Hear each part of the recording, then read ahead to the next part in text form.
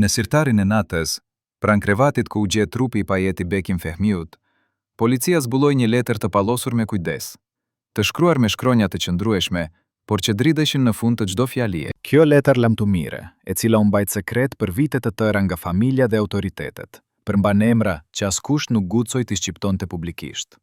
Në ato reshta të fundit, aktori që mishroi Odiseun në ekranin e madh të Hollywoodit nuk flet për depresion apo sëmundje, por për tradhtin e atyre që ai i cvante vëllezër, për një sistem që e shtipi derisa frymëmarrja u bë e padurueshme, dhe për një vendim që e mori me vetdije të plotë. Çfarë shkruante saktësisht në atë letër?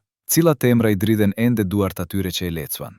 Pse familja vendosi që bota të mos diej kurrë të vërtetën e plotë? Dhe më e rëndësishmja, a ishte vërtet vetvrasje, apo dikush donte që Bekim Fehmiu të heshte përgjithmonë? Kur në mëngjesin e 25 qershorit të vitit 2001, fqinjet e shtëpisë në Beograd dëgjua një zhurmë të shurdhët që vinte nga apartamenti i aktorit. Askush nuk imagjinoi se po dëgjonin tingullin e fundit të një legjende që po shuhej. Bekim Fehmiu, buri që kishte sjell krenarin shqiptare në skenat më të mëdha të botës, që kishte qëndruar ball për ball me Kirk Douglas dhe Anthony Quinn, që kishte refuzuar role në Hollywood sepse nuk pranonte të luante terrorist arab apo kriminal ballkanik, tani ishte shtrirë në një pellg gjaku në dhomën e tij të gjumit. Pistoleta ende ngrohtë në dorën e tij të djathtë, sytë e hapur duke shikuar tavanin dhe ajo letër e pallosur me kujdes mbi komodinën. Por historia e asaj mëngjesi tragjike nuk fillon atje. Ajo fillon shumë më herët, në kulmin e lavdis së tij, kur Bekim Fehmiu ishte më i fuqishmi, më i dashuri, më i admiruari, dhe pikërisht për këtë arsye, më i rrezikshmi për ata që donin ta kontrollonin. Në vitet e fundit të jetës së tij, Bekim Fehmiu nuk ishte më ai burri shtruar, elegant, me buzëqeshjen magjepsëse që kishte pushtuar zemrat e miliona grave në të gjithë botën. Ai ishte bërë heshtur, i tërhequr, pothuajse paranojak. Miqtë e tij të vjetër tregojnë se ai kishte filluar të fliste për ndjekje, për telefona të përgjuara, për kërcënime që vinin nga njerëz të fuqishëm. Ai pretendonte se e dinin çdo lëvizje të tij, se po e prisnin të bënte një gabim. Por kush ishin këta njerëz? Pse një aktor i pensionuar që tashmë kishte hequr dorë nga karriera dhe jetonte një jetë relativisht të qetë, do të ishte ende një kërcënim për dikë? Çfarë e dinte Bekim Fehmiu që nuk duhej të dihej? Dhe më e rëndësishmja, a e detyruan ta shkruante atë letër, apo ajo ishte vërtet shpreha e fundit e vullnetit të tij të lirë? Për të kuptuar se çfarë ndodhi në atë mëngjes të kopshëm të qershorit, duhet të kthehemi prapa në kohën kur Bekim Fehmiu nuk ishte thjesht një aktor, por një simbol. Një simbol i krenarisë kombëtare për shqiptarët kudo që jetonin, një simbol i talentit që nuk njihte kufi dhe një simbol i rezistencës ndaj një sistemi që kërkonte bindje absolute. Sepse Bekim Fehmiu nuk ishte njeri që përkulej lehtë. Ai kishte refuzuar role lukrative, kishte kundërshtuar regjizor të fuqishëm, kishte folur hapur për padrejtësitë që shiste rreth tij, dhe në një botë ku heshtja ishte ari, zëri i tij e bëri ata një shënjestër. Por kush e shënjestroi? Kush vendosi që Odiseu duhej të heshte? Dhe çfarë sekreti mban ende ajo letër e pallosur që familja nuk guxon ta publikojë?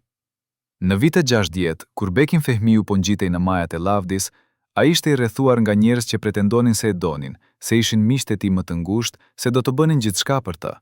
Por në kulise, larg kamerave dhe dritave të skenës, po luhej një lloj tjetër.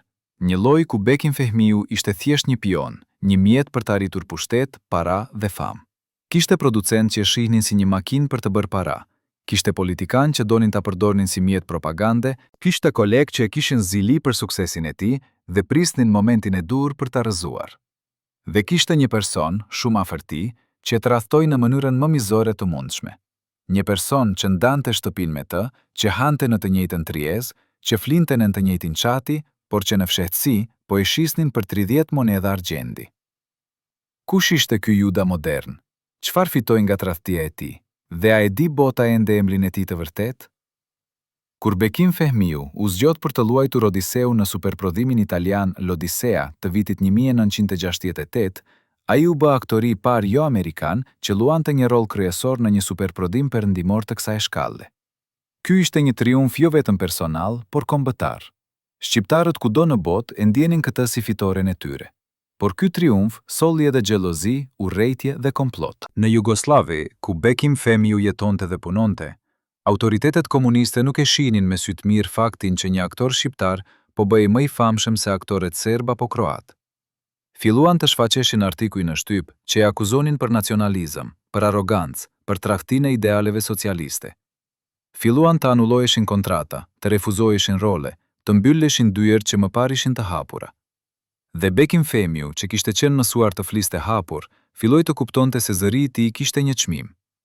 Por ai nuk heshti, dhe kjo ishte gabimi i tij më i madh apo kurora e tij më e ndritshme. Në arkivat e Shërbimit Sekret Jugoslav, që u hapën pjesërisht pas shpërbërjes së vendit, u gjetën dosje të tëra mbi Bekim-Fehmiun. Dosje që dokumentonin çdo lëvizje të tij, çdo takim, çdo bisedë telefonike. Ai ishte në survejim konstant. Por pse? Çfarë bënte një aktor aq të rrezikshëm sa të meritonte vëmendjen e shërbimeve sekrete? Sipas disa dokumenteve që u rrjedhin në shtup, Bekim-Fehmiu ishte i dyshuar se kishte lidhje me lëvizje nacionaliste shqiptare, se po planifikonte të ikte në Perëndim dhe të bëhej zë i çështjes shqiptare atje. Nuk ishte asnjë provë konkrete, por në atë kohë dyshimi ishte i mjaftueshëm për të shkatëruar një karrierë apo edhe një jetë.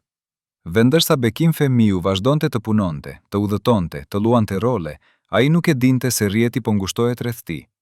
Ai nuk e dinte se çdo hap i tij po regjistrohej, çdo fjalë e tij po analizohej, çdo miku i tij po hetohej. Dhe ai nuk e dinte se dikush shumë afër tij po i raportonte çdo gjë që thoshte në intimitetin e shtëpisë së tij. Kur Bekim-Fehmiu u kthye nga xhirimet e Odises, ai nuk u prit si hero. Përkundrazi, ai u prit me heshtje të ftohtë. Kolegët e tij aktor që më parë përshëndesnin me ngrohtësi, tani kallonin pranë tij pa e parë. Producentat që më parë i ofronin në role kryesore, tani i thoshin se nuk ishte asgjë të përshtatshme për të. Mediat që më parë e lëvdonin, tani filluan të publikonin artikuj kritik, duke akuzuar për egoizëm, për largjim nga rrënjët e tij, për tradhtinë e artit socialist. Bekim-Fehmiu nuk e kuptonte se çfarë po ndodhte. Ai kishte bërë atë që çdo aktor ndëron, kishte arritur majat më të larta të profesionit të tij dhe tani po ndëshkoi për këtë. Por pse? Kush kishte vendosur që ai duhej të ndëshkojë? Dhe çfarë ndëshkimi më të madh po e priste? Në jetën private, gjërat nuk ishin më të mira. Martesa e tij me Branka Petrić, një aktore serbe e njohur, po kallonte momente të vështira. Kishte zëra se Bekim-Fehmiu kishte pasur lidhje jashtëmartesore, se ishte i dhunshëm, se ishte i paparashikueshëm. Por kishte edhe zëra të tjerë, më të errët, që flisnin për tradhtinë e Brankës, për lidhjet e saj me njerëz të fuqishëm, për rolin e saj në izolimin e Bekim-Fehmiut. Disa burime pretendonin se Branka ishte ajo që raportonte për Bekim-Fehmiun te autoritetet, se ajo ishte ajo që e mbante nën kontroll, se ajo ishte ajo që e detyroi të heshte. Por a janë këto thjesht tashetheme, apo ka një të vërtet të errët pas tyre? Dhe nëse Branka ishte vërtet tradhtare, pse Bekim-Fehmiu nuk e la? Çfarë e mbante atë të lidhur me një grua që ndoshta po e shkatëronte? Në fillim të viteve 70, kur karriera e Bekim-Fehmiut në Perëndim po arrinte kulmin, ai mori një ftesë që do të ndryshonte gjithçka. Një producent italian, i cili kishte punuar me të në Odise, e ftoi për një takim privat në një hotel luksoze në Rom. Takimi duhet ishte konfidencial, pa asnjë dëshmitar, pa asnjë gazetar. Bekim-Fehmiu shkoi, duke menduar se ishte për një projekt të ri filmi, por kur arriti atje, në dhomën e hotelit nuk ishte vetëm producenti. Kishte edhe dy burra të tjerë, të veshur me kostume të shtrenjta, me fytyra të ftohta dhe sy që nuk shprehnin asnjë emocion. Ata nuk u prezantuan me emra, por Bekim-Fehmiu kuptoi menjëherë se nuk ishin njerëz të zakonshëm. Ata i follën qartë. Ai kishte dy mundësi: ose do të pranonte të punonte për ta, të bëhej zëri i tyre në botën e artit, të promovonte mesazhet që ata donin dhe në këmbim do të kishte para, famë dhe mbrojtje. Ose do të refuzonte, dhe atëherë karriera e tij do të mbaronte, dhe jo vetëm karriera. A ishte kjo një kërcënim i drejt për drejt? Kush ishin këta burra? Dhe çfarë zgjodhi Bekim-Fehmiu në atë moment që do të përcaktonte të gjithë të ardhmen e tij? Bekim-Fehmiu doli nga ai takim i shokuar, i tronditur, i friksuar. Ai nuk ishte përjetuar kur diçka të tillë. Ai ishte mësuar me intrigat e vogla të botës së kinemas, me xhelozitë e kolegëve, me kapriçotë e regjizorëve. Por kjo ishte diçka tjetër. Kjo ishte një kërcënim real, i organizuar, që vinte nga njerëz që kishin pushtet të vërtet. Ai u kthye në hotel dhe kalloi natën pa fjetur, duke u përpjekur të vendoste se çfarë të bënte. Ai e dinte se nëse refuzonte, do të paguante çmimin. Por ai e dinte edhe se nëse pranonte, do të humbiste atë që e bënte Bekim-Fehmiu, integritetin e tij, lirinë e tij, shpirtin e tij. Në mëngjes ai mori vendimin. Ai do të refuzonte. Ai do të kthehej në Jugosllavi dhe do të vazhdonte të punonte atje, larg këtyre njerëzve të errët. Por a ishte ky vendim heroik apo vetvrasje profesionale? Dhe a e lan vërtet këta njerëz të qetë, apo filluan të ekzekutonin kërcënimin e tyre? Pas kthimit nga Roma, jeta e Bekim Fehmiut ndryshoi rrënjësisht. Ofertat për role në perëndim u tharën papritur. Producentët që më pare kërkonin me ngullm, tani nuk i kthyenin më telefonatat. Agenti i tij në Hollywood i tha se nuk ka asgjë të përshtatshme për të, edhe pse Bekim Fehmiu e dinte se kjo ishte gënjeshtër. Ai filloi të dyshonte se dikush po punonte në heshtje për ta izoluar, për ta bërë të padëshiruar, për ta shndërruar në një person non grata në industrinë ndërkombëtare të filmit. Por kush kishte këtë fuqi? Kush mund të ndikonte tek producent amerikan, italian, francez, gjerman në të njëjtën kohë? Dhe pse donin jashtë lloje? Çfarë dinin ata për Bekim Fehmiun që bota nuk e dinte? Në Jugosllavi, situata nuk ishte më e mirë. Bekim Fehmiu filloi të merrte role më të vogla, më pak prestigjioze. Ai që kishte qenë ylli më i ndritshëm i kinematografisë jugoslave, tani po luante personazhe dytësore në filma që askush nuk i kujtonte. Ai e dinte se po ndëshkoi, por nuk e dinte saktësisht nga kush dhe pse. Ai filloi të bëhej i mërzitshëm, i irritueshëm, i padurueshëm. Kolegët e tij e shihnin si arrogant, si dikush që nuk mund të pranonte që koha e tij kishte kalluar. Por të afërmit e tij e shihnin ndryshe. Ata shihnin një njeri që po thihej nga brenda, që po humbiste besimin në veten e tij, që po zhitej në një depresion të thellë, dhe askush nuk po e ndihmonte. Përkundrazi, dukej sikur të gjithë po e shikonin me kënaqësi, ndërsa ai po rrëzohej. Në këtë periudhë, Bekim Fehmiu filloi të pinte. Jo shumë në fillim, vetëm një gotë verë në darkë, një konjak pas punës.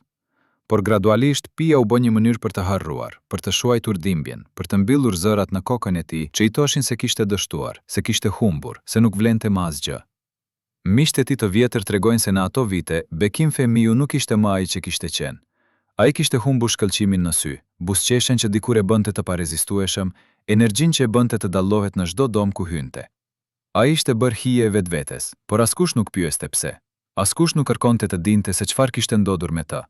Të gjithë thjesht supozuan se ai nuk ishte mundur të përballonte fundin e karrierës së tij, si ai ishte thjesht një aktor i moshuar që nuk mund të pranonte që koha e tij kishte kalluar. Por a ishte kjo e vërteta, apo kishte diçka më të errët, më të thellë, më të frikshme që po i gërrente nga brenda? Në vitin 1988, kur Jugoslavia filloi të shpërbëhej dhe tensionet etnike filluan të shpërthejnë, Bekim Fehmiu u gjend në një pozitë të vështirë. Ai ishte shqiptar, por kishte jetuar dhe punuar në Serbi për dekada. Ai kishte miq serb, kroat, bosnjak. Ai kishte qenë simboli i Jugosllavisë së Bashkuar, i një vendi ku të gjitha kombet jetonin së bashku në paqe. Por tani ky vend po shkatërrohej dhe ai po detirohej të zgjidhte anë. Nacionalistët shqiptarë akuzonin se kishte harruar rrënjët e tij, se kishte bërë karrierë duke u shërbyer serbëve. Nacionalistët serbe akuzonin se ishte tradhtar, se në zemër ishte gjithmonë shqiptar dhe tani po tregonte ngjyrat e vërteta. Bekim Fehmiu nuk donte të zgjidhte. Ai donte të mbetej mbi politikën, mbi nacionalizmin, mbi urrëtitjen, por bota nuk e lejoi.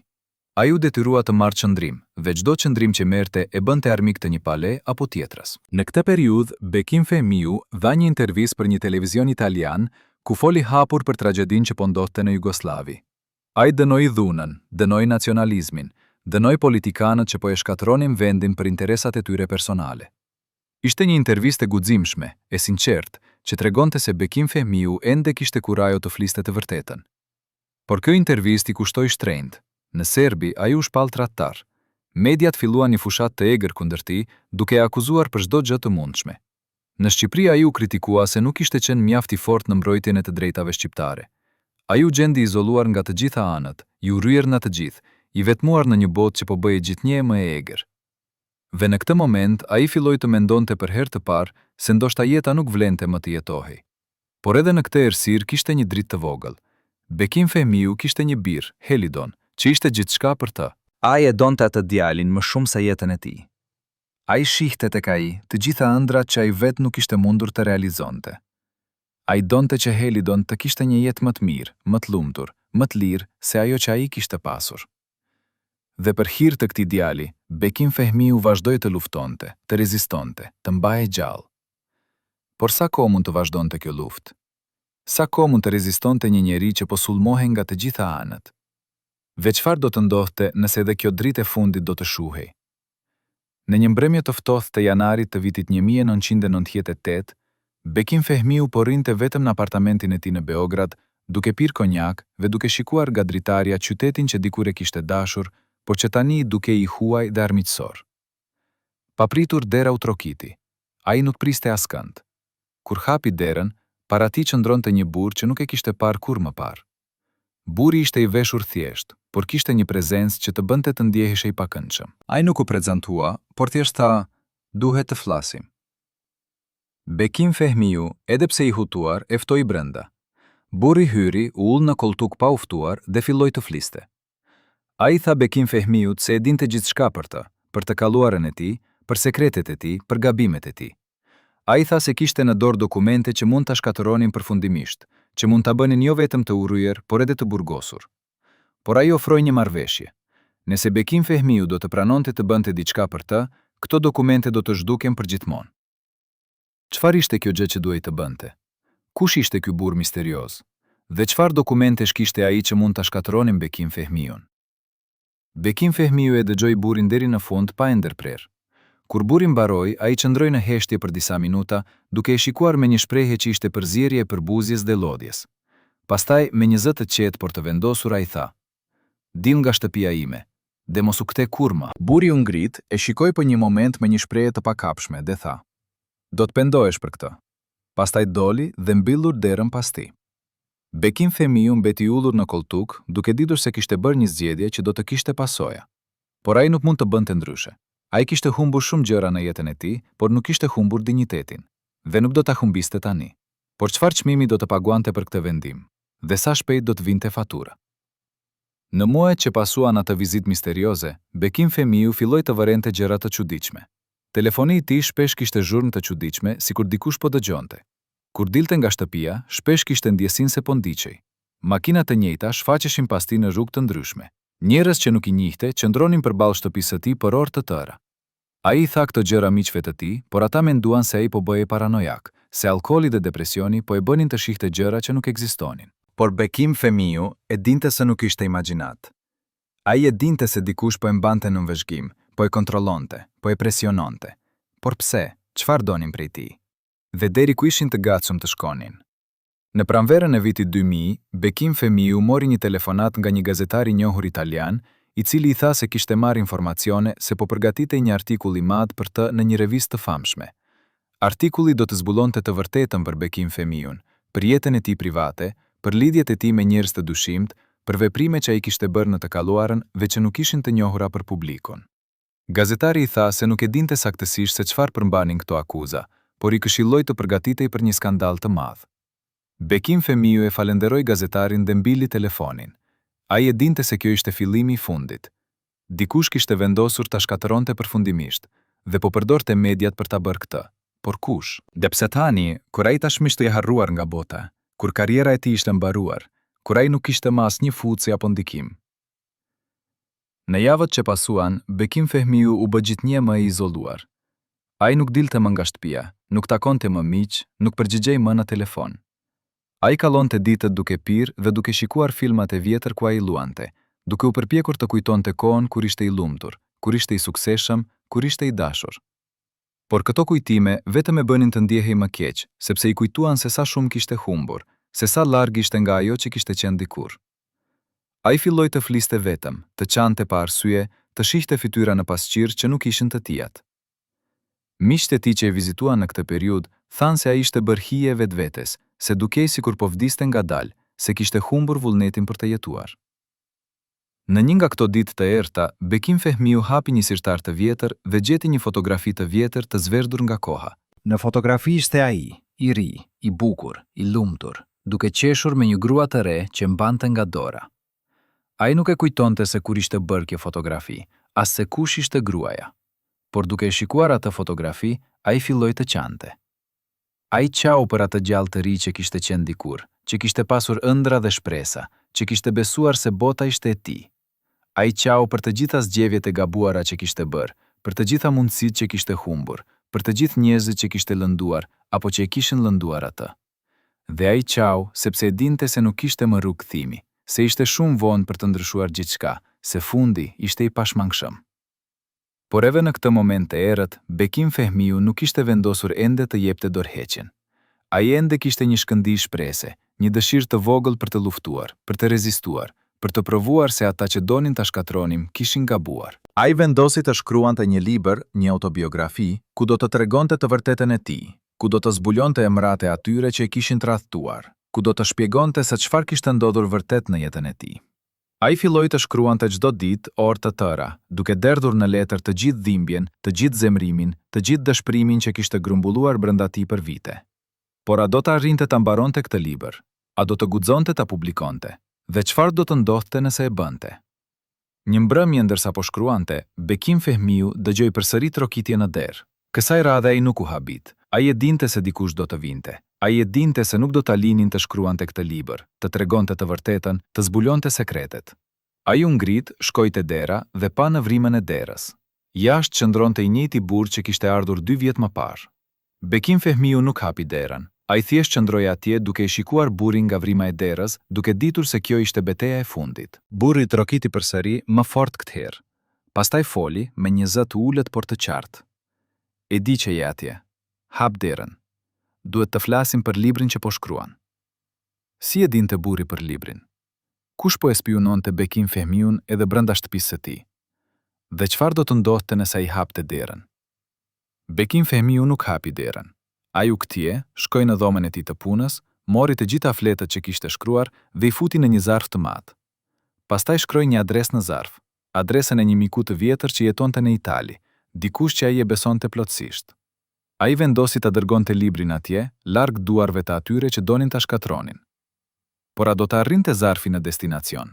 Apo dikush do ta ndërceptonte në rrugë? Dhe nëse arrinte, a do të guxonte miku i tij ta publikonte, duke ditur se kjo mund ta vinte në rrezik edhe atë? Natën e 24 të qershorit të vitit 2001, Bekim Fehmiu nuk fjet. Ai qëndroi zgjuar, duke pirë konjak dhe duke shikuar nga dritarja qiellin e errët të Beogradit. Ai mendonte për të gjithë jetën e tij, për të gjitha zgjedhjet që kishte bërë, për të gjitha njerëzit që kishte njohur. Ai mendonte për birin e tij, për gruan e tij, për prindrit e tij që kishin vdekur shumë kohë më parë. Ai mendonte për të gjitha rolet që kishte luajtur, për të gjitha skenat ku kishte qëndruar, për të gjithë duartrokitjet që kishte dëgjuar. Dhe ai mendonte për atë që do të vinte nesër, për vendimin që duhej të merrte, për hapin e fundit që duhej të hiqte. Kur agoi, ai mori një letër dhe filloi të shkruante. Kjo nuk ishte pjesë e librit, kjo ishte diçka tjetër, kjo ishte lamtumira e tij. Por çfarë shkroi në atë letër? Cilat emra përmendi? Dhe çfarë mesazhi la për botën që po e linte pas? Në shtëpinë ku Bekim Fehmiu kaloi vitet e fundit të jetës së tij, ekzistonte një dhomë që askush nuk lejohej të hynte. Madje edhe gruaja e tij, Branka, kishte mësuar të mos pyeste çfarë ndodhte pas asaj dere të mbyllur me çelës. Por pas ngjarjes tragjike të 25 qershorit, kur policia hapi me forca atë derë, ata gjetën diçka që i la pa fjalë. Muret ishin mbulluar me fotografi, artikuj gazete, letra të shkruara me dorë dhe një hartë e madhe e Evropës me shenja të kuqe që lidhnin qytete të ndryshme. Në qendër të kësaj harte ishte një rreth i madh rreth Beogradit dhe prej tij dilnin shigjeta që shkonin drejt Romës, Parisit, Londrës dhe New Yorkut. Pranë çdo qyteti kishte emra të shkruar me shkronja të mëdha, disa të nënvizuar me të kuqe, disa të kryqëzuar. Policia fotografoi gjithçka, por këto fotografi nuk u bën kurrë publike. Familja kërkoi që të gjitha materialet nga ajo dom të mbaheshin sekrete, duke pretenduar se ishin thjesht shënime për një projekt filmi që Bekim Fehmiu nuk e kishte realizuar kurrë. Por a ishte vërtet kështu? Apo ajo dhomë ishte një arkiv i plot i komplotit që e kishte rrethuar për vite? Çfarë tregonin ato emra në hartë? Dhe pse policia pranoi kaq lehtë të mbyllte syt para provave që mund të zbulon një të vërtet shumë më të errët? Një nga emrat që shfaqej më shpesh në ato shënime ishte ai një producent italian me lidhje të forta me botën politike, një njeri që në vitet 60 dhe 70 kishte qenë një nga figurat më të fuqishme të industrisë së kinemas europiane.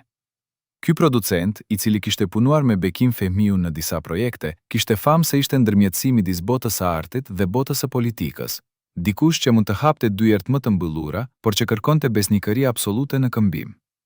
Sipas disa burimeve që follën në kushte anonimiteti, ky producent kishte ofruar Bekim Fehmiut një kontratë të artë në fillim të viteve 70, një kontratë që do ta bënte një nga aktorët më të paguar në Evropë. Por kontrata kishte një klauzoll të fshehtë, një aneks që nuk u diskutua kurrë publikisht.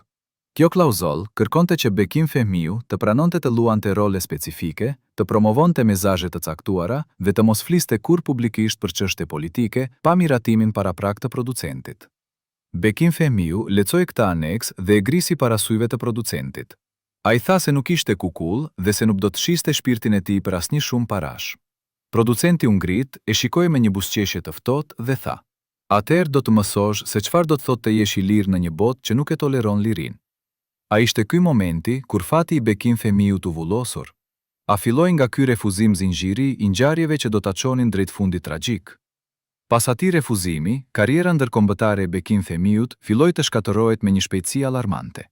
Ofertat që më parë vinin çdo javë, tani kishin pushuar plotësisht. Agenti i tij në Hollywood, një njeri që kishte qenë entuziast për ta përfaqësuar, papritur i dërgoi një letër ku thoshte se, për arsye personale, nuk mund të vazhdonte bashkëpunimin. Kur Bekim Fehmiu u përpoq të gjente një agent tjetër, të gjithë e refuzuan me justifikime të paqarta. Një prej tyre, në një moment sinqeriteti, i tha në telefon: "Bekim, ti je një aktor i shkëlqyer, por dikush ka vendosur që ti nuk duhet të punosh më në perëndim. Unë nuk di kush është ky dikush, por e di që ka fuqi të mjaftueshme për të më shkatëruar edhe mua nëse të pranoj si klient." Kjo bisedë e tmerroi Bekim Fehmiun. Ai kuptoi se nuk po luftonte thjesht kundër një producenti të zemruar, por kundër një rjeti të tërë që kishte vendosur ta eliminonte nga lloja. Por pse ishte ky rjet aq i interesuar për një aktor shqiptar nga Jugosllavia? Çfarë bënte ata aq të rrezikshëm sa meritonte një bllokadë kaq të organizuar? Në Jugosllavi, situata nuk ishte më e mirë. Bekim Fehmiu filloi të vërente se edhe atje po ndodhte diçka e çuditshme. Regjizorët që më parë kërkonin për çdo projekt të madh, tani thoshin se stili i tij nuk përputhet me vizionin e filmit. Studioja kinematografike kombëtare, ku ai kishte punuar për dekada, papritur i njoftoi se kontrata e tij nuk do të rinovohej. Kur ai pyeti pse, zyrtarët i dhanë përgjigje të paqarta, duke folur për ristrukturim dhe prioritete të reja artistike. Por Bekim Fehmiu e dinte se këto ishin dinjeshtra. Ai e dinte se dikush po ushtronte presion edhe atje, se dikush po i thoshte njerëzve të fuqishëm në Beograd që Bekim Fehmiu duhet të izolohej, të heshte, të harrohej. Dhe kjo strategji po funksiononte. Brenda pak vitesh, ai që kishte qenë ili më i ndritshëm i kinematografisë jugoslave, tani ishte bërë një emër që njerëzit e shmangnin, një prezencë që krijonte siklet, një kujtim i një kohe që të gjithë donin të harronin. Por Bekim Fehmiu nuk ishte njeri që dorëzohej lehtë. Ai vendosi të luftonte me armën e vetme që kishte mbetur, Fjalën e tij.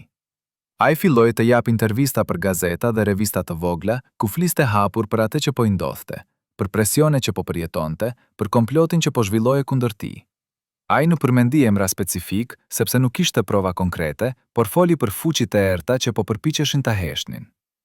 Këto intervista shkaktuan reagjime të forta. Disa gazetarë mbështetën dhe kërkuan hetim të plot të pretendimeve të tij, por shumica e mediave kryesore e injoruan plotësisht, ose publikuan artikuj ku e portretonin si një aktor të moshuar që po bëhej paranojak dhe që po shpinte teori komplotiste për të justifikuar fundin e karrierës së tij. Kjo fushat mediatike bëri Bekim Fehmiun të dukej si një figurë tragjike, e çmendur e pabesueshme, dhe kjo ishte saktësisht ajo që armiqtë e tij donin. Sa më shumë që ai fliste, aq më pak njerëzit e besonin. Sa më shumë që ai akuzonte, aq më shumë dukej si një njeri që kishte humbur kontaktin me realitetin. A ishte kjo një strategji e qëllimshme për ta diskredituar, apo Bekim Fehmiu vërtet po humbte kontrollin mbi mendjen e tij? Në këtë periudhë ndodhi një incident që tronditi thellë Bekim Fehmiun dhe që e bëri të kuptonte se rreziku nuk ishte vetëm profesional, por edhe fizik. Një mbrëmje, ndërsa po kthehej në shtëpi pas një takimi me një mik të vjetër, ai vuri re se një makinë e zezë po e ndiqte. Në fillim mendoi se ishte imagjinat, por kur ndryshoi rrugë disa herë, makina vazhdoi ta ndjek.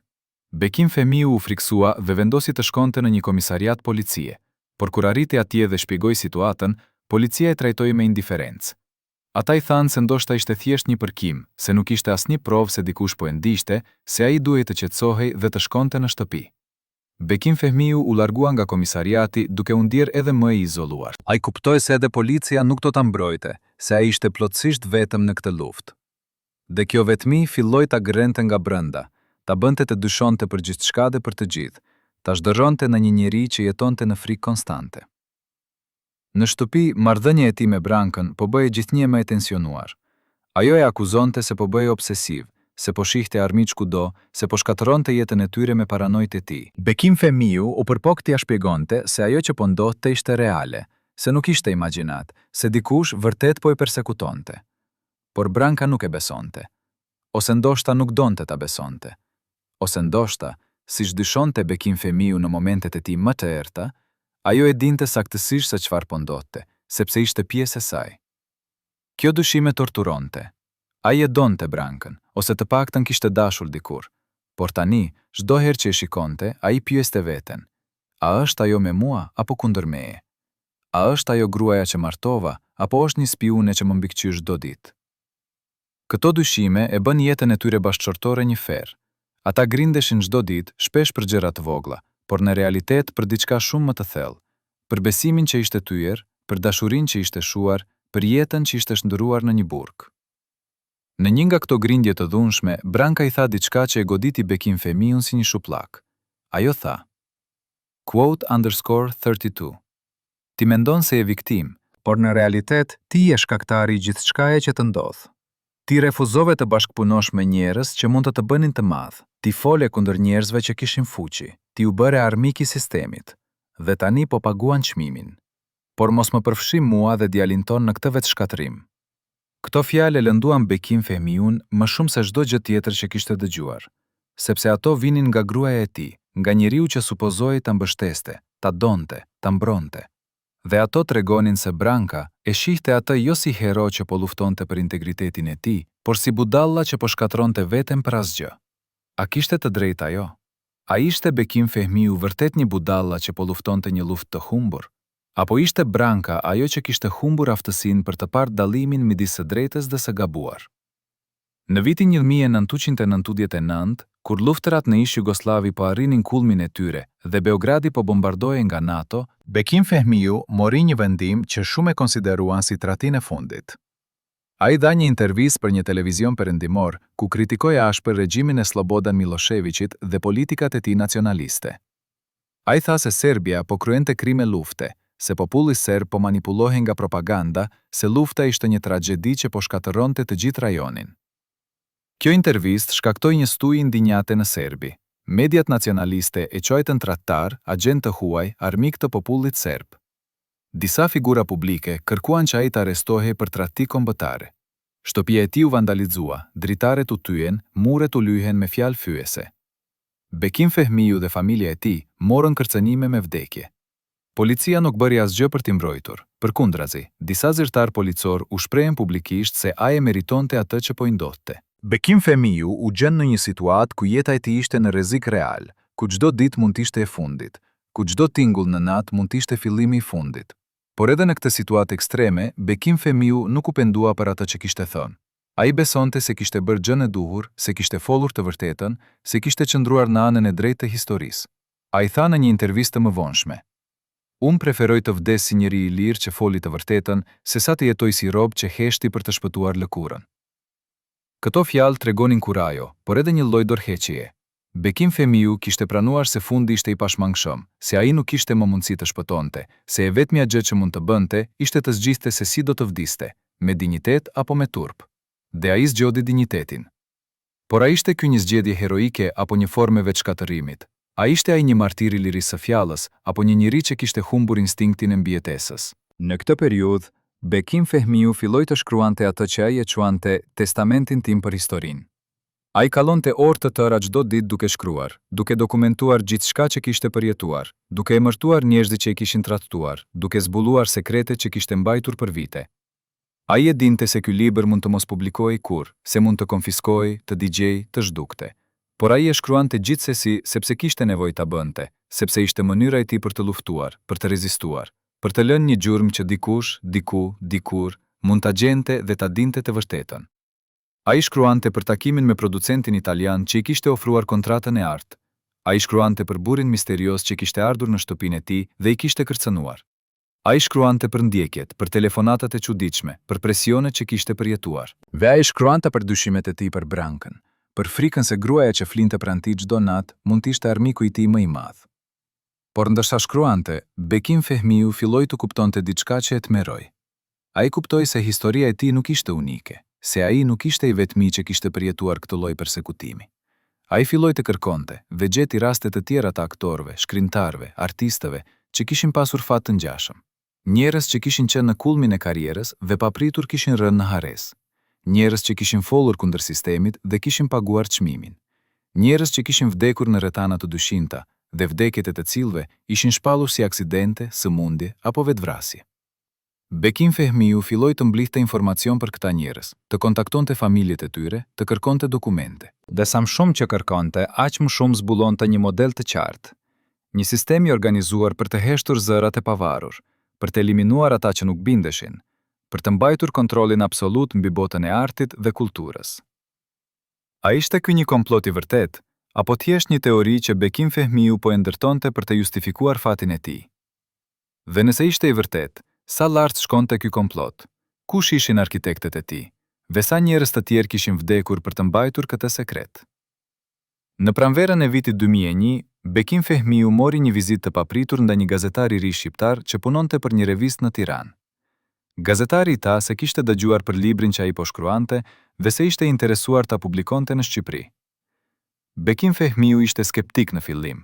Ai kishte mësuar të mos i besonte askujt, por gazetari dukej i sinqert, i pasionuar, i vendosur. Ai i tha Bekim Fehmiut se populli shqiptar kishte të drejtë të dinte të vërtetën, se historia e tij ishte pjesë e historisë së tyre, se heshtja nuk do të ndihmonte askënd. Bekim Fehmiu u prek nga këto fjalë. Ai vendosi t'i besonte këtij djalit të ri. Ai dha një kopje të dorëshkrimit duke i kërkuar që ta mbante sekret derisa t'ishte gati për publikim. Gazetari premtoi se do ta bënte. Ai e futi dorëshkrimin në një çantë dhe u largua. Bekim Fehmiu e pa duke u larguar nga dritarja dhe ndjeu një lehtësim të vogël. Ndoshta, mendoi ai, ndoshta kjo do t'ishte mënyra se si e vërteta do të dilte në dritë. Ndoshta ky djalë i ri do t'ishte ai që do ta tregonte botës se çfarë kishte ndodhur vërtet.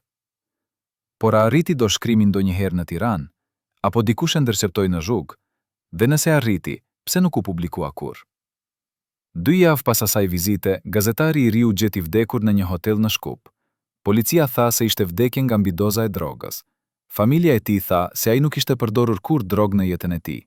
Miqtë e tij thanë se ai kishte marrë kërcënime në ditët para vdekjes, se ai kishte folur për njerëz që po e ndiqnin, se ai kishte frikë për jetën e tij. Por policia nuk hetoi më tej. Rasti u mbyll si vdekje aksidentale, ve dorëshkrimi i Bekim Fehmiut zhduku, askush nuk e gjeti kurrë. Kur Bekim Fehmiu mësoi për vdekjen e gazetarit, ai u shem plotësisht. Ai e dinte se ai djalli i ri kishte vdekur për shkak të tij, se ai e kishte vënë në rrezik duke i dhënë dorëshkrimin, se ai ishte përgjegjës për vdekjen e tij. Ky ndjenjë faj e torturoi ditë e natë. Ai nuk mund të hante, nuk mund të flinte, nuk mund të mendonte për asgjë tjetër. Ai filloi të pinte më shumë se kurrë, duke u përpjekur të mbytë dhimbjen, por alkooli vetëm e bënte më të keqe. Ai filloi të shifte fytyrën e gazetarit të ri në ëndrat e tij, duke e akuzuar, duke e pyetur: pse më dhe dorëshkrimin? Pse më vure në rrezik? Pse më vrave? Në muajt e fundit të jetës së tij, Bekim Fehmiu u bë pothuajse eremit. Ai nuk dilte më nga shtëpia, nuk takonte më askënd, nuk përgjigjej më në telefon. Ai kallonte ditët duke pirë dhe duke shikuar televizion, por pa e parë vërtet atë që shfaqej në ekran. Mendja e tij ishte diku tjetër, në një vend të errët, ku ai po luftonte me demonet e tij, me fajin e tij, me dëshkrimin e tij. Branka u përpoqte ta ndihmonte, por ai e largoi. Ai nuk donte ndihmë, ai nuk donte ngushëllim. Ai donte vetëm të mbetej vetëm me dhimbjen e tij, sepse ndjente se e meritonte atë. Ai ndjente se kishte dështuar në gjithçka, si aktor, si bashkëshort, si baba, si njeri. Ai ndjente se jeta e tij kishte qenë një gabim i madh, një shpërdorim i talentit dhe mundësive që ishin dhënë, dhe ai nuk kishte asnjë arsye për të vazhduar. Në 24 qershor të vitit 2001, Bekim Fehmiu u zgjua në mëngjes me një qartësi të çuditshme në mendje. Për herë të parë në muaj, ai nuk ndjente konfuzion apo dhimbje, ai ndjente një qetësi të thellë, një pranim të asaj që duhej të bëhej. Ai u ngrit nga krevati, u lau, u rrua, u vesh me rrobat e tij më të mira. Ai dukej sikur po përgatitej për një ngjarje të rëndësishme. Branka e vuri re këtë ndryshim dhe u shqetësua. Ajo i pyeti se çfarë po ndodhte, por ai thjesht buzëqeshi dhe tha: 60, gjithçka do të jetë mirë. 21. Këto fjalë nuk e qetësuan Brankën, përkundrazi. Ato e bën ta ndjente se diçka e keqe po vinte, por ajo nuk e dinte se çfarë të bënte. Ajo nuk e dinte se si ta ndallonte ato që po vinte. Bekim Fehmiu kalloi ditën duke bërë gjëra të çuditshme. Ai thirri birin e tij dhe foli me të për një orë të tërë, duke i thënë sa shumë e donte, sa krenar ishte për të, sa shumë dëshironte që ai të kishte një jetë më të mirë se e tija. Ai thirri disa miq të vjetër dhe u kërkoi falje për gjërat që kishte bërë apo thënë në të kaluarën. Ai shkoi në dhomën e tij të punës dhe dogji të gjitha shënimet që kishte mbajtur për vite, të gjitha dokumentet që kishte mbledhur, të gjitha provat që kishte grumbulluar. Ai donte që asgjë të mos mbetej. Që askusht mos mund të gjente asgjë që mund ta kompromitonte apo ta rrezikonte. Ai donte që historia e tij të vdiste me të. Por ai la një gjë, letrën e lamtumirës. Letrën që do të gjendej të nesërmen në sirtarinë e natës. Letrën që do të mbajë sekret për vite. Letrën që përmban të vërtetën që bota nuk është gati ta dëgjojë ende. Në mbrëmje, Bekim Fehmiu u ul në koltukun e tij të preferuar, me një gotë konjak në dorë dhe shikoi nga dritarja perëndimin e diellit mbi Beograd. Ai mendoi për të gjithë jetën e tij, për të gjitha vendet ku kishte qenë, për të gjithë njerëzit që kishte njohur, për të gjitha ëndrat që kishte pasur. Ai mendoi për djalin e vogël nga Saranda, që kishte ëndërruar të bëhej aktor, që kishte besuar se talenti dhe puna e vështirë ishin të mjaftueshme për të arritur suksesin. Ai mendoi për atë djalë me dëmshuri dhe me keqardhje, sepse ai djalë nuk e dinte ende se bota nuk funksionon kështu, se ka fuqi që janë më të forta se talenti, se ka sisteme që shtupin ata që nuk bindeshin. Ai dëshiroi të mund t'i thoshte atij djali, mos e bëj, mos e përpiqesh, nuk ja vlen. Por ai e dinte se edhe sikur të mund t'i thoshte, djali nuk do ta dëgjonte, sepse kështu janë të rinjt, plot shpresë, plot besim, plot iluzione. Dhe ndoshta kjo është e mira. Ndoshta pa këto iluzione, jeta nuk do të vlente të jetoje fare. Kur nata ra plotësisht, Bekim Fehmiu u ngrit nga koltuku, shkoi në dhomën e gjumit, hapi sirtarinë e natës dhe nxori pistoletën që kishte bler disa muaj më parë. Ai e mbajti në dorë për një kohë të gjatë, duke i ndjer peshën e saj, duke e parë shkëlqimin e metalit në dritën e dobët të ljambës. Ai mendoi për momentin e fundit, për dhimbjen që do të ndjente, për errësirën që do të vinte, dhe ai mendoi për atë që do të vinte pas, paqja, heshtja, fundi i të gjitha luftrave, i të gjitha dhimbjeve, i të gjitha pyetjeve. Ai nuk kishte frikë, ai kishte marrë vendimin, dhe ai e dinte se ishte vendimi i duhur. Por ai ishte vërtet, apo ishte thjesht dorëheqja e fundit e një njeriu që kishte humbur çdo shpresë? Dhe çfarë shkruante në atë letër që la pas? Cilat emra përmendi? Çfarë sekreti zbuloi? Dhe pse familja vendosi që bota të mos di kurrë? Në arkivat mjekësore të Spitalit Ushtarak të Beogradit, të cilat u hapën pjesërisht pas një kërkese gjyqësore në vitin 2015, u zbulua një kartel që i përkiste Bekim Fehmiut nga viti 1999. Në atë kartel, e shkruar me dorën e një mjeku që më vonë u largua nga vendi në rrethana të paqarta, lecoje një diagnozë që nuk ishte përmendur kurrë publikisht. 62. Gjendje e rëndë, shqetësimi me simptoma të mundshme helmimi kronik. 63. Mjeku kishte shënuar se pacienti ankohej për dhimbje të forta barku, humbje peshe drastike, dridhje të duarve dhe një ndjenjë konstante të diçkaje që po më hanga brenda.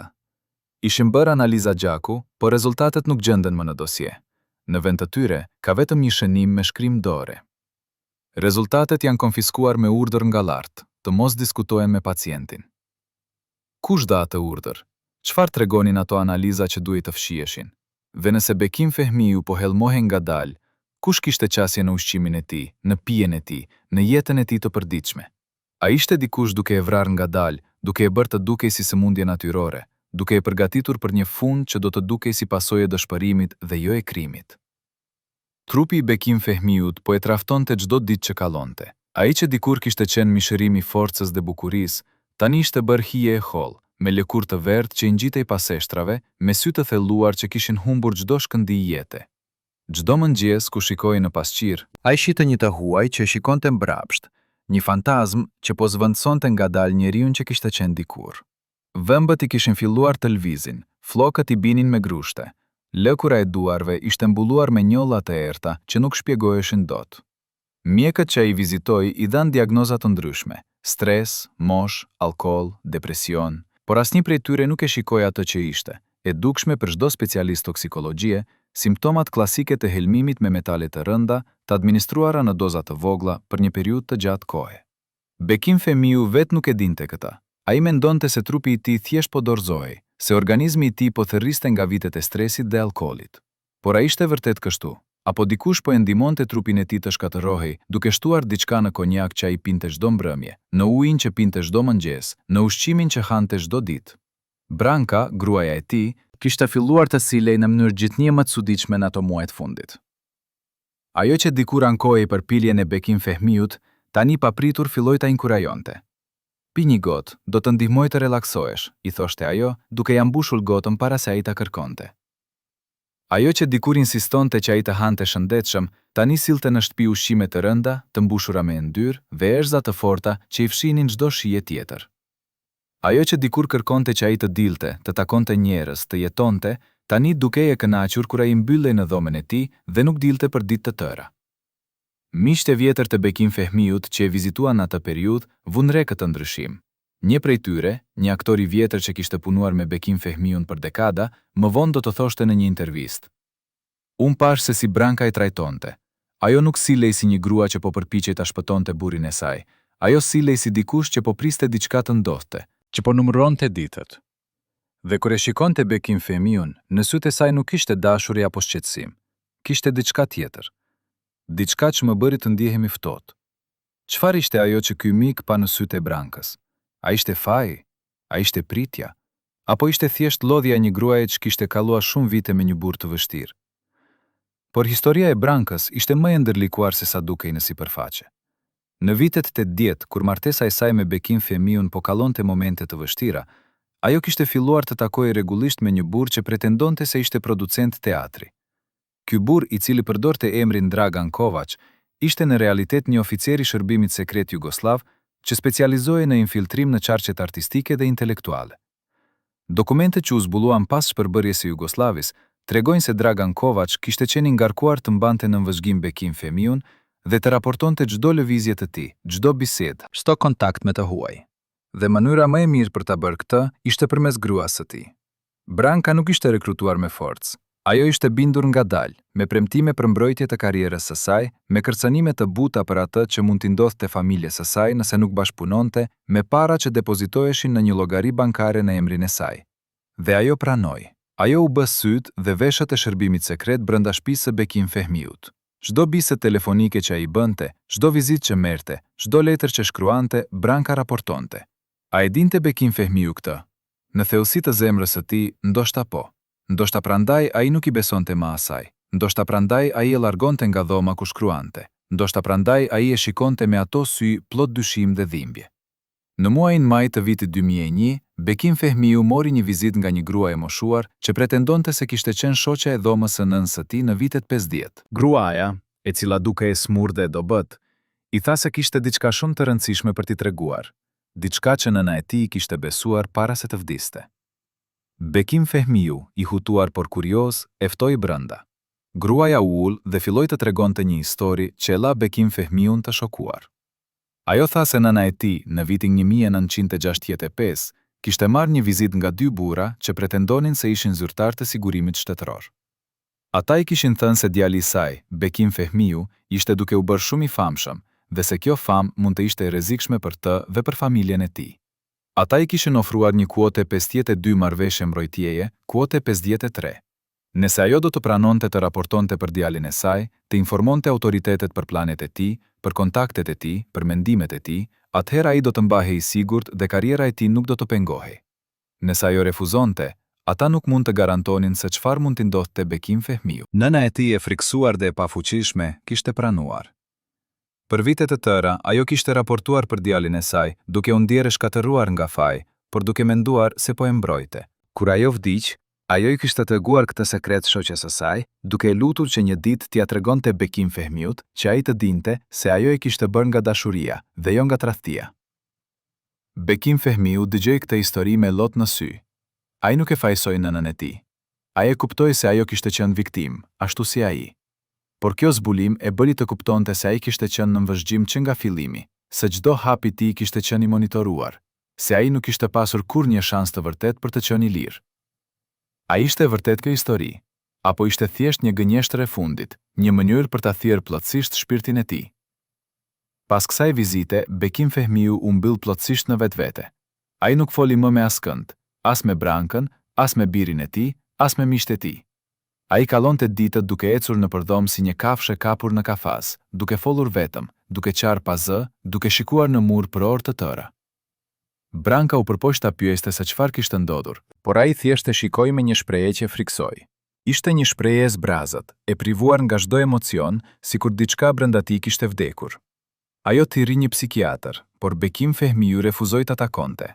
Ai tha se nuk ishte nevojë për mjek, se ai e dinte saktësisht se çfarë kishte dhe se asnjë mjek nuk mund ta shëronte. Çfarë kishte ai? Çfarë sëmundje nuk mund të shërohej? A ishte sëmundje e trupit apo e shpirtit? Apo ishte diçka më e thellë, më e errët, diçka që nuk ishte emër në librat mjekësor?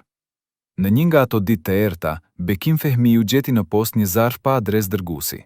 Brenda kishte një fotografi të vjetër, të zverdur nga koha. Në fotografi ishte ai, i ri, duke qeshur me një grua të bukur që e mbante nga dora.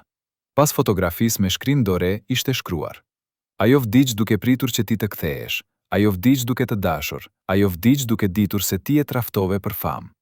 Bekim Fehmiu shikoi fotografin për një kohë të gjatë, duke u përpjekur të kujtonte se kush ishte ajo grua. Dhe papritur, kujtesa u kthye. Ishte Lule, vajza nga fshati i tij, vajza që ai e kishte dashur para se të largohej për në Beograd, vajza që i kishte premtuar se do të kthehej dhe do ta merrte me vete. Por ai nuk u kthye kurrë. Ai u bë i famshëm, u martua me Brankën, harroi premtimet e tij. Dhe Lule, çfarë i kishte ndodhur asaj? Ai nuk e kishte pyetur kurrë. Ai nuk ishte dashur ta dinte. Por tani, duke mbajtur atë fotografi në duar, ai ndjeu një dhimbje të thellë, një pendim që e gërrente nga brenda. Ai e kishte tradhtuar atë vajzë. Ai e kishte braktisur për ambicie, për karrierë, për një jetë që tani duke e kot dhe zbrazët. Dhe dikush e dinte këtë. Dikush po e torturonte me këtë kujtim. Por kush? Kush e dinte për Lulen? Dhe pse po ja kujtonte tani në këtë moment kur ai ishte tashmë i thyer? Në fillim të qershorit të vitit 2001, Bekim Fehmiu filloi të shihte gjëra që të tjerët nuk i shihnin. Ai pretendonte se kishte njerëz që qëndronin jashtë dritares së tij, që shikonin nga rruga, që prisnin. Ai thoshte se dëgjonte zëra në natë, zëra që i thërrisnin emrin, që i thoshin se koha kishte ardhur. Branka mendoi se ai po humbte mendjen, se alkooli dhe stresi e kishin çuar në një gjendje psikotike. Ajo thirri përsëri një mjek dhe kësaj radhe mjeku erdhi. Mjeku e ekzaminoi Bekim Fehmiun dhe i dha recetë për qetësues të fortë. Por Bekim Fehmiu nuk i mori kur ato barna. Ai hodhi në kosh të plerave. Ai tha se nuk ishte nevojë për barna, se ajo që ai po shihte ishte reale, se ata nuk ishin halucina, por njerëz të vërtet që po e prisnin të bënte hapin e fundit. A ishte ai vërtet duke u çmendur, apo kishte diçka të vërtet në atë që ai po shihte? A kishte vërtet njerëz që po e mbikëqyrnin, që po prisnin momentin e duhur? Dhe nëse po, çfarë prisnin? Çfarë donin prej tij?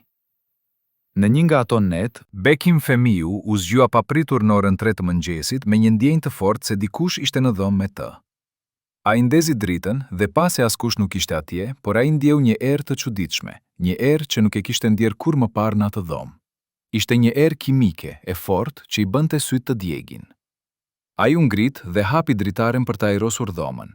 Dhe atëhere ai pa diçka që e bëri të ngrinte. Në rrugë përballë shtëpisë së tij kishte një makinë të zezë me xhama të errta. Makina ishte e njëjtë që ai kishte parë javë më parë, e njëjta që ai pretendonte se e ndihte. Dhe tani ajo ishte atje, e parkuar, me motorin të ndezur, sikur dikush brenda po priste. Bekim Fehmiu qëndroi në dritare për një kohë të gjatë duke shikuar makinën. Dhe papritur, drita e brendshme e makinës u ndez për një moment dhe ai pa një fytyrë. Ishte fytyra e një buri që ai nuk e njihte, por që e shikonte drejt për drejt me një shprehje të ftohtë dhe të pa emocionale. Pastaj drita u fik dhe makina u largua ngadalë. Bekim Fehmiu mbeti duke qëndruar në dritare, duke ditur se ajo që kishte parë nuk ishte imagjinat. Dikush ishte atje. Dikush po e shikonte. Dikush po priste. Por për çfarë? Në mëngjes, Bekim Fehmiu thirri një mik të vjetër, një ish oficer policie që tani ishte në pension, dhe i tregoi për atë që kishte parë. Miku e rri në shtëpinë e tij dhe i dëgjoi me vëmendje. Pastaj, me një shprehje të shqetësuar ai tha: "Bekim, nëse ajo që ti thua është e vërtet, atëherë ti je në rrezik real. Por unë nuk mund të bëj asgjë për ty. Unë jam jashtë sistemit tani. Dhe edhe sikur ti isha brenda, nuk do të mund të bëj asgjë, sepse njerëzit që po të ndjekin janë më të fuqishëm se policia. Këshilla ime është: largohu nga ky vend. Shko diku ku ata nuk mund të të gjejnë. Shko tani, para se të jetë shumë vonë." Bekim Fehmiu e falënderoi mikun e tij, por ai e dinte se nuk ishte ku të shkonte. Ai nuk ishte para për të ikur, ai nuk ishte vend ku të fshihej, dhe më e rëndësishmja, ai ishte lodhur nga ikja. Ai kishte ikur gjithë jetën, nga fshati i tij, nga e vërteta e tij, nga vetja e tij. Ve tani ai nuk donte të ikë më. Ai donte të përballej me atë që po vinte, çfarëdo që të ishte. Ai donte të mbaronte kjo në një mënyrë apo në një tjetër. Por si do të mbaronte? Dhe kush do të vendoste se si? Në 24 qershor, një ditë para fundit, Bekim Fehmiu bëri diçka që habitën të gjithë ata që e njihnin. Ai u vesh me kostumin e tij më të mirë, u rrua me kujdes, u parfumua dhe doli nga shtëpia. Ai shkoi në një restorant të vjetër në qendër të Beogradit, një vend ku ai kishte ngrënë shpesh në vitet e tij të artë. Ai u ul në një tavolinë pranë dritares dhe porositi një drekë të plotë, supë, mish, sallatë, ëmbëlsirë dhe një shishe verë të kuqe. Ai hëngri ngadalë, duke shijuar çdo kafshim, duke pirë ngadalë, duke shikuar njerëzit që kallonin në rrugë. Kamarieri që shërbeu atë ditë më vonë do të tregonte. Ai duke i qetë, pothuajse i lumtur. Ai buzëqeshte, falenderonte për çdo gjë. Kur mbaroi, ai më dha një bakshish të madh dhe më tha: "Faleminderit për gjithçka. Ju keni qenë gjithmonë të sjellshëm me mua." Unë nuk e kuptova atëherë, por tani e kuptoj. Ai po thoshte lam të mirë. Pas drekës, Bekim Fehmiu ecte nëpër rrugët e Beogradit për orë të tëra, duke vizituar vende që kishin qenë të rëndësishme për të. Teatrin ku kishte luajtur për herë të parë, parkun ku kishte takuar Brankën, kafen ku kishte kaluar orë të tëra duke diskutuar me miqtë e tij për ardhmë dhe jetë. Ai po thoshte lam të mirë me qytetin që kishte dashur dhe që kishte tradhtuar. Ai po mbyllte një kapitull, ai po përgatitej për kapitullin e fundit. Kur u kthye në shtëpi në mbrëmje, Branka e pyeti se ku kishte qenë. Ai thjesht buzëqeshi dhe tha: "Kam qenë duke kujtuar." Ajo nuk pyeti më. Ajo e la të shkonte në dhomën e tij dhe ai shkoi, mbyli derën dhe filloi të shkruante. Ai shkroi për orë të tëra, pa ndaluar, pa ngritur kokën. Ai shkroi gjithçka që kishte në zemër, gjithçka që kishte mbajtur brenda për vite, gjithçka që nuk kishte guxuar të thoshte kurrë me zë të lartë. Ai shkroi për dashurinë e tij për Shqipërinë, për dhimbjen e tij për atë që i kishte ndodhur Jugosllavisë, për pendimin e tij për zgjedhjet që kishte bërë, për fajin e tij për njerëzit që kishte lënduar. Ai shkroi për Lulen, për nënën e tij, për birin e tij. Ai shkroi për ëndrat që kishte pasur dhe që nuk kishin realizuar kurrë. Ai shkroi për frikën që kishte jetuar me të për vite, për ndjenjen e të qenit i ndjekur, i vëzguar, i kontrolluar. Dhe ai shkroi për vendimin që kishte marrë, për hapin që do të hidhte, për paqen që shpresonte se do të gjente. Kur mbaroi, ai e palos letrën me kujdes, e futi në një zarf dhe e la në sirtarinë e natës. Pastaj e hapi sirtarinë tjetër, nxori pistoletën dhe e shikoi për një kohë të gjatë. A ishte ky vërtet vendimi i tij? Apo dikush e kishte çuar deri në këtë pikë, e kishte manipuluar, e kishte thyer, derisa ky dukej si zgjedhja e vetme. Ve çfarë shkruante në atë letër që askush nuk do ta lexonte për vite? Në orët e para të mëngjesit të 25 qershorit, para se dielli të ngrihej mbi Beograd, telefoni në shtëpinë e Bekim Fehmiut ra një herë, vetëm një herë. Branka që flinte në dhomën tjetër nuk e dëgjoi, por Bekim Fehmiu ishte zgjuar, ullur në koltukun e tij, me pistoletën në prehër dhe gotën e fundit të konjak në dorë. Ai e la telefonin të bjerë.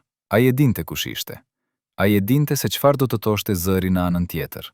Koha ka ardhur. Por ai nuk kishte nevojë ta dëgjonte. Ai tashmë e dinte. Në atë heshtje të plotë të natës, ndërsa qyteti flinte dhe yjet zbeheshin në qiell, Bekim Fehmiu ngriti pistoletën dhe e shikoi për herë të fundit. Metali ishte i ftohtë në dorën e tij, i rënd me peshën e vendimit që mbante. Ai mendoi për të gjithë ata që do të gjenin trupin e tij, për dhimbjen që do t'u shkaktonte, për pyetjet që do të mbeteshin pa përgjigje. Por ai mendoi edhe për paqen që do të vinte, për heshtjen që do të zëvendësonte zërat që e kishin torturuar për vite. Ai mbili syt, mori një frymë të thellë dhe në atë moment të fundit, ai nuk ishte më Bekim Fehmiu aktori, ylli, legjenda. Ai ishte thjesht një njeri i lodhur që donte të pushonte. Dhe pastaj erdhi zëri i fundit, tingull që e dëgjoi e gjithë shtëpia, tingull që e dëgjuan fqinjet, tingull që shënoi fundin e një epopeje dhe fillimin e një misteri që do të mbetet i pasgjidhur për gjenerata. Kur policia arriti në skenë, ata gjetën Bekim Fehmiun të shtrirë në dhomën e tij të gjumit, me pistoletën ende në dorë dhe një shprehje të çuditshme në fytyrë. Nuk ishte shprehje dhimbjeje apo frike, ishte pothuajse paqe, sikur në momentin e fundit ai kishte gjetur diçka që kishte kërkuar për shumë kohë. Branka ishte në gjendje shoku, duke qarë dhe duke bërtitur, por kishte diçka të çuditshme në mënyrën se si ajo sillej. Disa nga oficerët e policisë që ishin atje atë mëngjes, më vonë do të thoshin se ajo nuk dukej si një grua që sapo kishte humbur burrin. Ajo dukej si dikush që kishte pritur këtë moment, që ishte përgatitur për të, që e dinte se do të vinte. Një oficer, duke folur në kushte anonimiteti vite më vonë, do të thoshte: "Unë kam parë shumë vdekje në karrierën time, dhe kam parë shumë gra që kanë humbur burrat e tyre. Por Branka ishte ndryshe. Lotët e saj dukeshin të vërteta, por sytë e saj ishin të thatë. Zëri i saj dridej, por duart e saj ishin të qeta. Dhe kur ne I kërkuam të largohej nga doma që të bënim hetimin, ajo doli pa u kthyer prapa asnjëherë, sikur ajo nuk donte të shihte atë që kishte lënë pas." A ishte Branka thjesht në gjendje shoku, apo kishte diçka më të thellë, më të errët në sjelljen e saj? Letra e lamtumirës u gjet mënjherë nga policia, por përmbajtja e saj nuk u bë kurrë publike. Familja kërkoi që ajo të mbahej private dhe autoritetet pranuan pa shumë rezistencë. Vetëm disa njerëz e lexuan atë letër. 2 oficer policie, 1 prokuror dhe Branka. Të gjithë ata nënshkruan një marrëveshje konfidencialiteti, por njëri nga oficeret, para se të vdiste nga kanceri në vitin 2012, I tregoi një gazetari të besuar disa fragmente nga ajo letër. Sipas tij, Bekim Fehmiu kishte shkruar: "Unë nuk po vras veten sepse jam I dobët. Unë po vras veten sepse jam I lodhur nga lufta. Unë kam luftuar kundër një sistemi që nuk mund të mposhtet, kundër njerëzve që nuk kanë ndërgjegje, kundër një bote që ka harruar se çfarë do të thotë të jesh njeri. Unë kam humbur gjithçka, karrierën, shëndetin, besimin, dashurinë, por nuk kam humbur dinjitetin. Dhe me këtë veprim të fundit, unë po e mbaj atë dinjitet. Unë po zgjedh se si të vdes, sepse nuk më lejuan të zgjedh se si të jetoj." Këto fjalë tregojnë një njeri që kishte marrë kontrollin e fundit mbi jetën e tij, që kishte vendosur se si do të mbaronte historia e tij. Por a ishte vërtet kështu? Apo dikush e kishte çuar deri në këtë pikë, e kishte manipuluar aq sa ky dukej si zgjedhja e vetme. Por ajo që ishte edhe më shqetësuese në atë letër, ishin emrat që Bekim Fehmiu përmendi. Sipas oficerit që foli, ai kishte shkruar një listë të njerëzve që ai besonte se ishin përgjegjës për shkatërrimin e tij. Lista përfshinte producentin italian që I kishte ofruar kontratën e artë, zyrtar të lartë të shërbimit sekret jugoslav, disa figura politike që kishin qenë në pushtet në vitet 80 dhe 90 dhe një emër që I habitën të gjithë ata që e lexuan: Branka Petrić, gruaja e tij. Bekim Fehmiu kishte shkruar se ai e dinte që ajo kishte qenë informatore, se ajo kishte raportuar për të për vite, se ajo kishte qenë pjesë e komplotit që e kishte shkatërruar. Por ai shkroi edhe se ai e kishte fallur, sepse ai e kuptonte se ajo kishte qenë viktim gjithashtu, se ajo ishte manipuluar dhe kërcënuar, se ajo kishte bërë atë që mendonte se ishte e nevojshme për të mbrojtur familjen. Kjo falje ishte ndoshta gjëja më tragjike në të gjithë letrën. Një njeri që në momentin e fundit të jetës së tij ende gjente forcën për të fallur ata që e kishin tradhtuar. Por a e meritonte Branka këtë falje? Apo ajo ishte më e fajshme se sa Bekim Fehmiu donte të besonte? Pas vdekjes së Bekim Fehmiut, Branka u tërhoq plotësisht në jeta publike. Ajo nuk dha asnjë intervistë, nuk foli për atë që kishte ndodhur, nuk u shfaq në asnjë përkujtim apo ceremoni. Ajo jetoi në heshtje për vitet që pasuan, e izoluar nga bota, e mbrojtur në një mur heshtieje që ajo vetë kishte ndërtuar. Por në vitin 2017, kur ajo vetë ishte në prag të vdekjes, ajo thirri një prift dhe I bëri një rrëfim të plotë. Prifi, I lidhur nga sekreti I rrëfimit, nuk mund të zbulonte detaje, por ai u shpreh në një predik se kishte dëgjuar rrëfimin e një gruaje që kishte jetuar me një sekret të rëndë, një sekret që kishte gërrir nga brenda për dekada, një sekret që përfshinte tradhtin, manipulimin dhe një dashuri që kishte qenë e vërtet dikur, por që ishte shndërruar në diçka të errët dhe të shëmtuar. A ishte Branka vërtet penduar? A kishte ajo pranuar fajin e saj? Apo ajo thjesht po kërkonte paqe para se të vdiste, duke u përpjekur të lehtësonte ndërgjegjen e saj me një rrëfim që askush nuk do ta dinte kurrë plotësisht? Emrat e tjerë që Bekim Fehmiu përmendi në letrën e tij patën fate të ndryshme.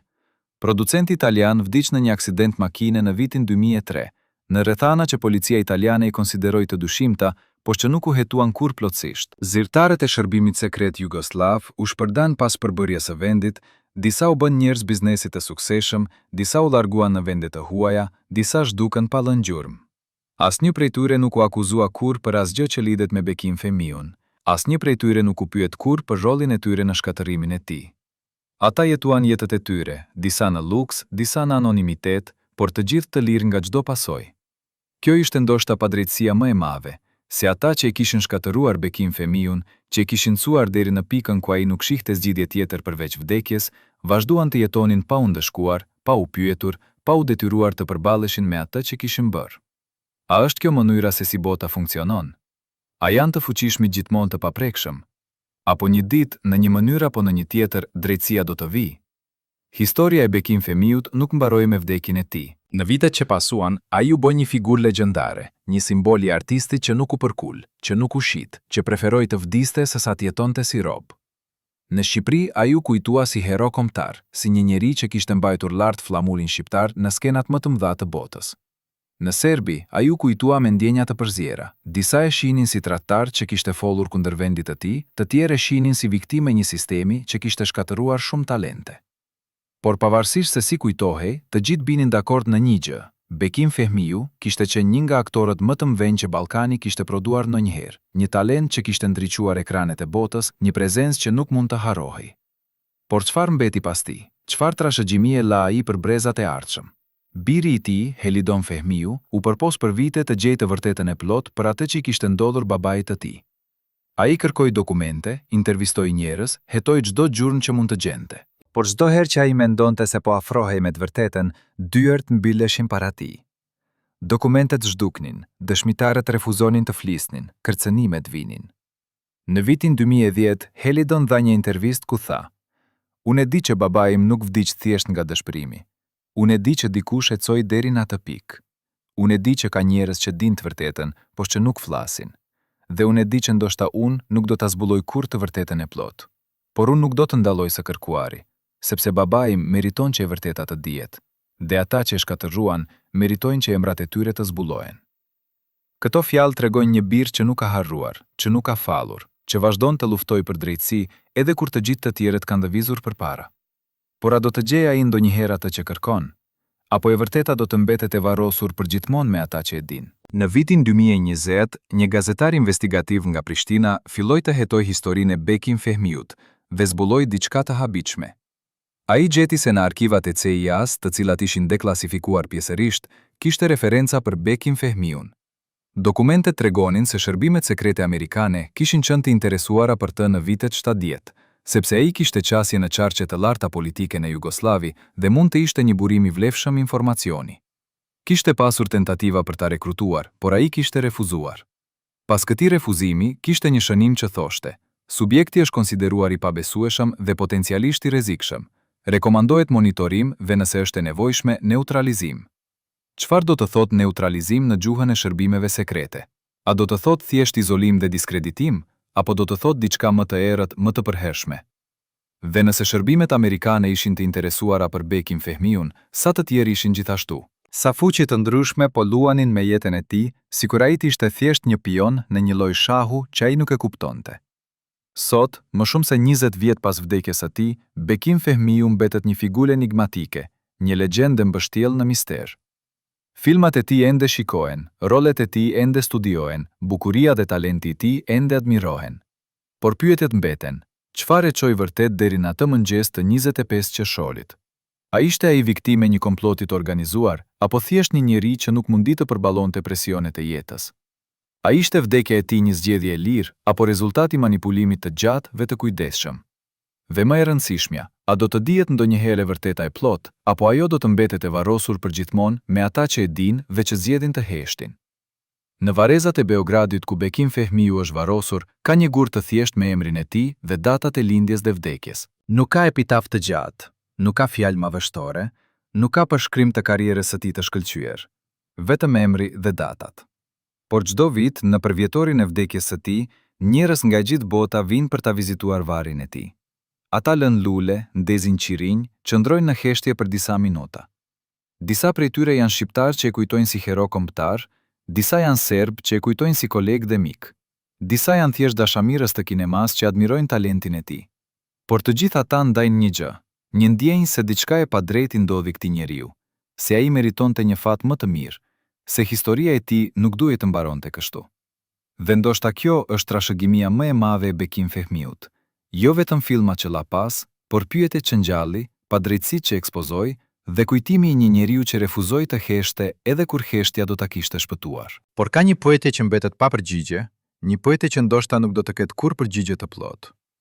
Nëse Bekim Fehmiu do të ishte gjallë sot, nëse ai do të mund të shihte se si kujtohej, se si historia e tij tregoi, Se si emri i tij ende jehon në zemrat e njerëzve, a do të mendonte se kishte vlejtur? A do të mendonte se sakrifika e tij kishte pasur kuptim? Apo do të mendonte se ai kishte humbur gjithçka për asgjë? Se ai kishte luftuar një luftë që nuk mund të fitohej? Se ai kishte vdekur për një ideal që bota kishte harruar tashmë? Ne nuk e dim. Dhe ndoshta kjo është tragjedia më e madhe.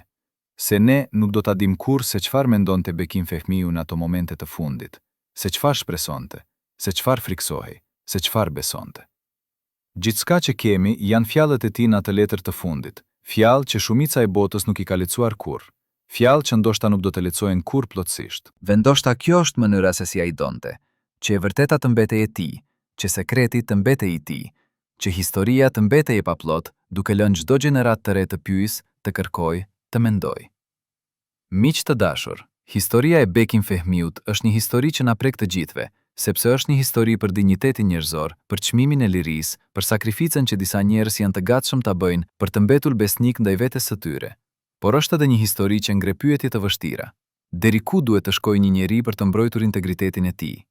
A ja vlen të luftosh kundër një sistemi që është më i fuqishëm se ti? A është më mirë të vdesësh i lirë se sa të jetosh si rob? Këto janë pyetje që secili prej nesh duhet t'i përgjigjet për veten e tij. Por ne duam të dim se çfarë mendoni ju.